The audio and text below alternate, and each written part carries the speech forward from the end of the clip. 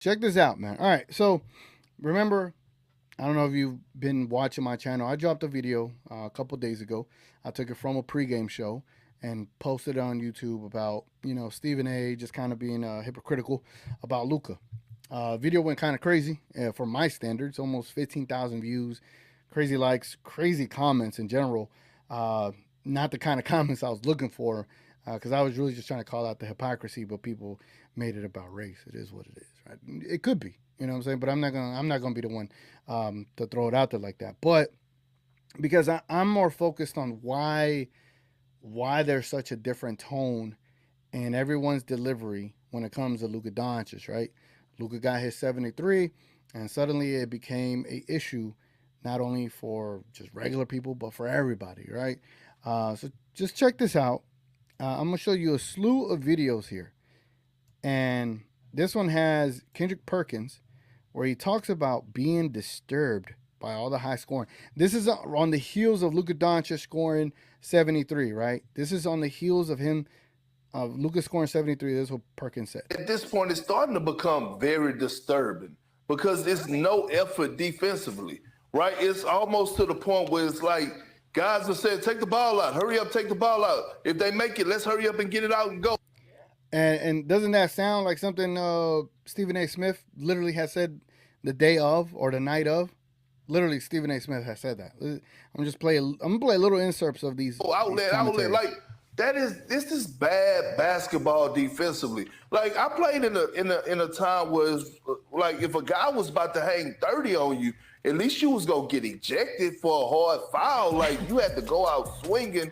And I mean, like, it's no pride defensively. Look at these shots. I mean, that's a hard shot right there. No resistance whatsoever. That's a hard shot. Being able to get to the free throw line. Anyway, right? So he goes off on that little tangent. All right, so let me get rid of that now, because people in the comments say, "Hey, TGK, you weren't being fair. You were calling out the Kobe one." The only reason I was calling out the Kobe one is because Kobe had 81 on 46 shots. Luka had 73 on 33 shots, and I was highlighting the efficiency of it. And Kobe went for 81 in an era where you couldn't get points, quote unquote, right? Luka went for 73 without 13 extra shots. Imagine if he had those extra 13 shots, he probably would have went for 90. And then would have we really been complaining? Because at that point, Luka would have had the second highest. Like it'd be different. Here's this other one. This is Kendrick Perkins on the heel of Joel Embiid getting his 70 points. All right, you just heard how he reacted to Luka getting his 73. Hear how he reacts to Joel Embiid. What message did Embiid send to the rest of the NBA? Oh, Molly, a clear message. Look, the man is averaging 30, a nickel, and a penny right now. 36. That's what he's averaging right now. And when you think about... Didn't he just say, hey, in my era, if anybody was going to drop a 30 on you, we were going to foul him. And he just said that, right? But now it's okay. Let's keep hearing. Joel Embiid, listen, he may not catch you through the washer, but he damn sure going to catch you when you coming through the rinser. And he's going to hang you out to dry. And the thing about it is he is the best scorer in today's game. When it comes down to mastering the offensive end, he has done just that. It's nothing that this man can't do. You want the block work, he gonna give it to you in the Hakeem Olajuwon style. You want the face-up, pull-up middies off of one leg, he gonna give it to you Kevin Durant style. You want the head to pull up three, he gonna give it to you. Do y'all hear this? You know what I'm saying? Like KD style. And then if on top of that, when his offense is not going and shots are not falling, he's gonna do with the great Kobe Bryant. Where's the defense in this video, right? Look at all these points. So yes, I understand. We look at today's game and we see Kevin Durant, we see Jason Tatum, we see Donovan Mitchell, we see Devin Booker, we see all these elite scores, Steph Curry, and etc. But when it comes down to getting a bucket, he is the best scorer in today's game and one of the most offensive players. One of the most gifted offensive players to ever touch the damn basketball. Bro, this is so hilarious. I'm not just talking about the center position. But y'all hear that? Absolutely right. No disagreement here from you in that regard. He is the best scorer in the game right now. He's absolutely unstoppable. To be a big man, I don't know what the hell Greg Popovich was thinking. I surmise that what he was thinking is maybe let me put Wembanyama on this brother and let him learn the ropes the hard way or whatever. Because I mean that's like me sticking guarding. Has anyone mentioned defense? You know what I'm saying? No one has mentioned defense. All right. That's that, right? Here's another thing. Another I got receipts, man. I got receipts, man. This is from Twitter. Salute to this guy, the Mick Swag. He said the media's response to Embiid 70 to Luka 70 needs to be studied. So in this clip, they're right against San Antonio because and then in this clip they're responding to Joel Embiid's 70 versus the San Antonio Spurs, which have one of the worst defenses, and they're tanking this season. So Antonio has been the home to a lot of career highs and records over the last couple of years. Oh, my internet. There it goes. But this was so extreme, the 70 points. And even when you go back and watch the highlights, to see a guy of that size, I mean, the mid-range jumpers, he had everything going tonight. And that was a blast to get to watch something as historic as that night against. Y'all heard that, right? Y'all heard that. It was historic. Here's These the thing. idiots. Here's the thing. I'm not trying to I like all these players, man. I love Embiid. Besides the foul baiting and ducking, I think he's a great player. I think all these players are great. And when they had 70, I had no issue that they scored 70. I was like, damn, they scored 70, you know? I think it's supposed to be, whenever a player goes off like that, you're supposed to, you know, in that moment, appreciate that moment, appreciate their capabilities. And what we're not doing is we're not doing that for Luka, right? We did it for Booker when he did 70 and lost. We did it for Mitchell. We all went crazy. Like, damn, Mitchell got 70? Like, there was no hate in my blood, bro. No hate in my blood when it comes to that. And I didn't have no hate for Embiid. I was just like, damn, he killed the Spurs, right? You just heard how this guy, the mismatch sounded for Joel. Now listen how he sounds for Luka. These idiots. Somebody guard somebody. It's embarrassing to give up friggin' 73 points. Give me a break. I mean, does anybody forget that, you know, whenever you get all these old heads, and I get it, they all bitch about like how no defense is my internet, dogs. Just wait for it. It's loading. Played anymore, and blah, blah, blah, blah, blah. To me, it's not even about defense. Of course, the defense sucks. It's like, have some pride, bro. Have some pride. You're a professional. Nobody should be able to score 73 on you. So why? You know what I'm saying? Like why is there such hesitation? You know what I'm saying? Why is there such hesitation? What did Luka do? You know what I'm saying? Like, I just feel like when it comes to someone like Luka, I said this in the last video. When you come from overseas, you come to America. Dirk dealt with this when he came over here. They called him soft. They called him a European. All these things, right? It's just things that, you know, they say this player isn't good enough to play here in the States. And then Dirk became that guy. Dirk became a Texan, you know what I'm saying? And he started just putting belts to asses, right? And he started defeating teams, man. And Dirk was one of the greats, bro. And it took until he got a championship for him to get the love that he deserved. But Luka, to Jason Kidd's point, Luka is like an MJ. Luka's different, bro. And I don't understand where this sudden hesitation to give the man praise, to give the man props. I don't understand it. I don't understand it. And it's like, it's heavy, bro. It's heavy. I'm not even done showing you everything I got, bro. I went and got all the receipts, man. Here, check this one out. This one is from The Odd Couple. Does anybody know The Odd Couple, right? With Chris Broussard and his friend, I forget, Rob Parker.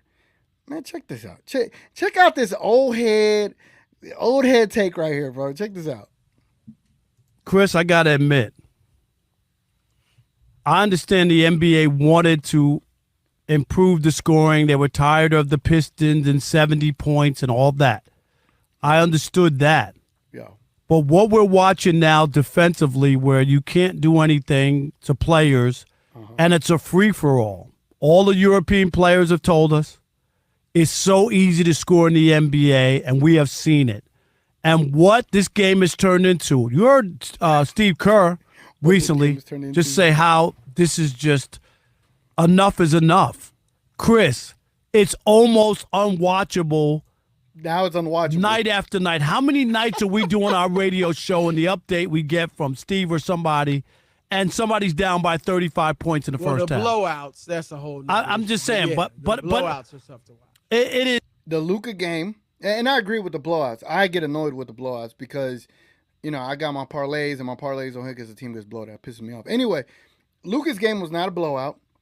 Luka needed every single point in that game. Luka needed every single rebound and assist in that game.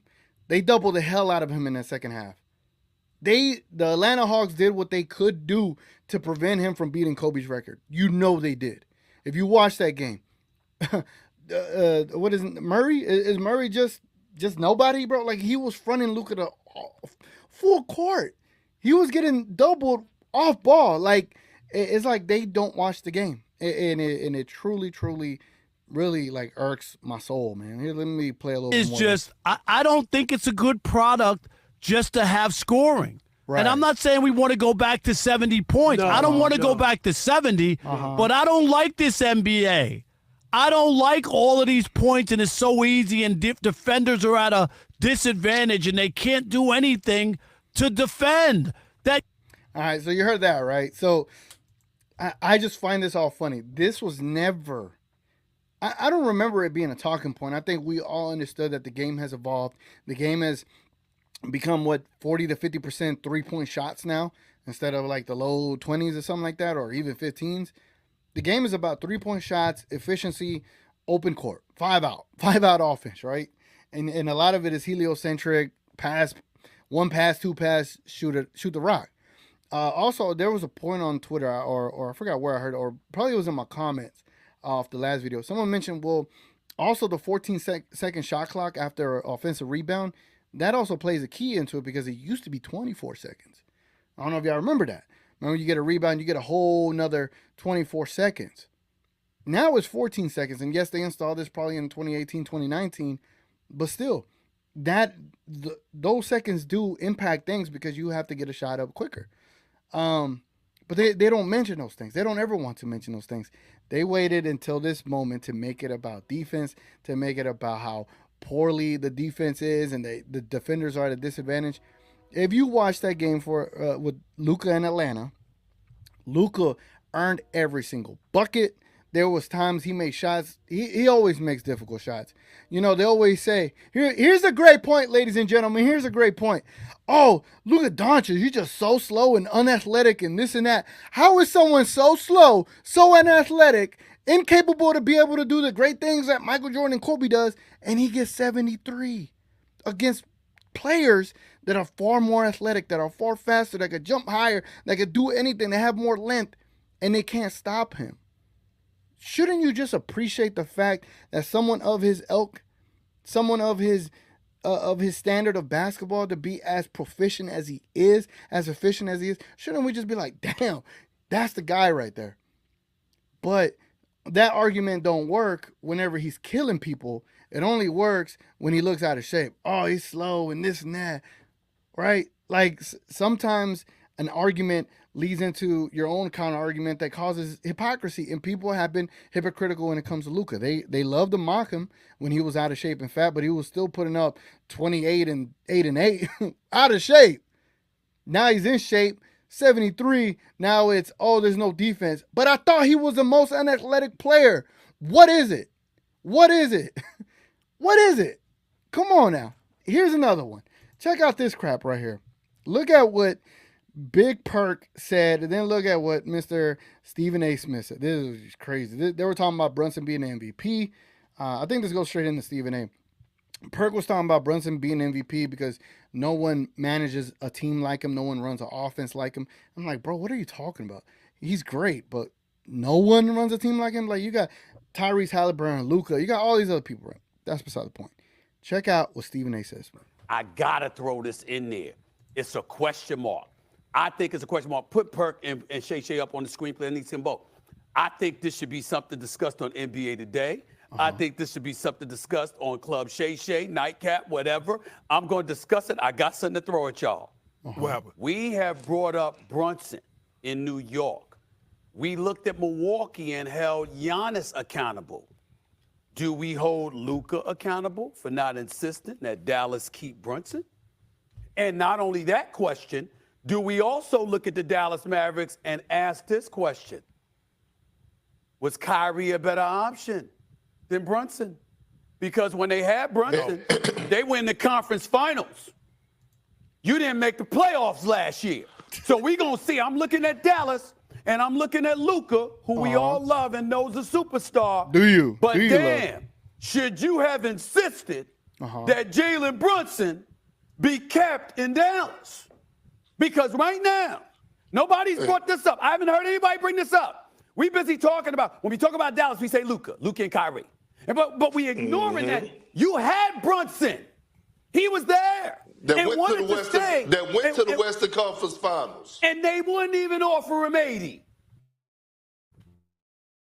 until it was time for him to go because he had 104 on the table from the Knicks. I'm just saying. Hey, Shay, we got to start asking that question. Why we got to ask that question? Why don't we just ask that, hey, you know, the Mavs front office made a boneheaded decision. They didn't understand cap space and how to utilize it, right? I don't know how that's Luka's fault. I don't. You think Luka wanted Brunson out? Like, that was his best friend. They were best buddies, man. So if your analysis in the national, eyes, when you say these things, you create narratives for other people to start beginning this hatred towards Luka. And maybe some people already hate him because he complains to the refs, which us as Maverick fans have always called out. Can't say we haven't. We want Luka to not as complain as much and just go and enjoy the game. And you saw when he just enjoys the game and doesn't focus on the calls, he gives you 73, right? I like to feel like us as fans, we're fair to our player. But what's not fair is the national media creating these weird narratives for no reason to then create hate on Luka because people are probably already ready to hate on him. This is how the world of media goes. You build them up to bring them down to then bring them back up, right? Right now they're trying to bring Luka down for whatever reason. I've never seen that in my life. Someone that has the fourth highest scoring total in a single game for the first time since the 1970s, and specifically for the first time since Kobe Bryant. 73 points, the second highest rated offensive game per Basketball Reference. Someone that does something so historic, something so different. Honestly, let's put this out there. Someone, a European, a white dude that did that, right? It's a shock because we haven't seen it like that. We understand Bird has done it, but we haven't seen it from someone like that. So I understand it's a shock, but still, like, we should give the praise as much as we do to anybody else because basketball shouldn't be about race, shouldn't be about color. It should just be about, damn, does he got game or not, bro? For me personally, whenever I hooped, I went through it a lot as a Mexican in the hood. People would be like, man, he ain't got no game. I had to prove myself. But I never took it against the people that didn't believe in my game. Like, it was what it was. Like, I felt like I had to show my worth, and then, those things, the respect will come. And sometimes if you don't know, you don't know until you know, right? But we know with Luka Doncic, man. Luka is him. It don't take someone that doesn't know the game enough to know that this guy got game. And I just do not understand the hesitancy, the how would I say it? The hesitancy and just the sheer lack of I don't want to give him respect. Here's the last one. Before we get back into this pregame show. This is a Gilbert Arenas show. They opened it up talking about Luka's game. And, I've seen Gil be very excited about a Kyrie performance. When Kyrie had 40-something, he was just going crazy about it, right? He talked very well about it. Listen to how Gil kind of, talks about Luka. Check this out. So to your point, ain't nobody seeing a video of Will's 100-point game. We're still trying to locate that. However, we did see Kobe drop 81 on the Raptors. But is Luka's 73 and 7 dimes the most dominant offensive performance in the modern era? 81 is 81. But I would say yes. Because it's on the road.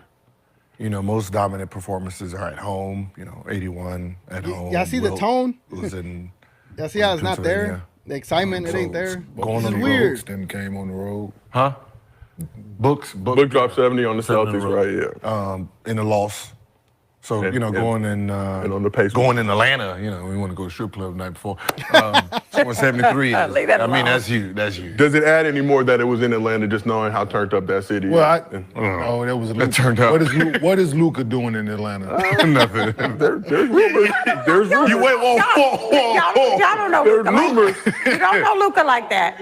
You don't know Luka be like in the. that, huh? Hey, this. He's not going to Magic. Hell yes, yes, Hell yeah. All right, man. So I mean, they go off and then they start having a conversation about it.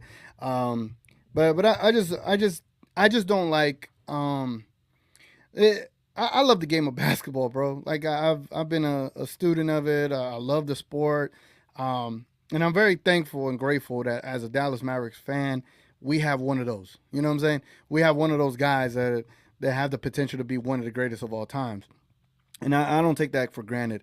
But what I'm not gonna accept with my platform that I have here is allow to other people to create a different narrative, to create and spin something out of nothing when it comes to Luka Doncic. I'm pretty sure there's a lot of examples out there about these items, but I just figured that I needed to put this out there because it ain't right, bro. Something's wrong. Something's wrong. No one wants to say why, And even Wendy was talking about they need to make changes in the offseason. All right, go ahead and make those changes.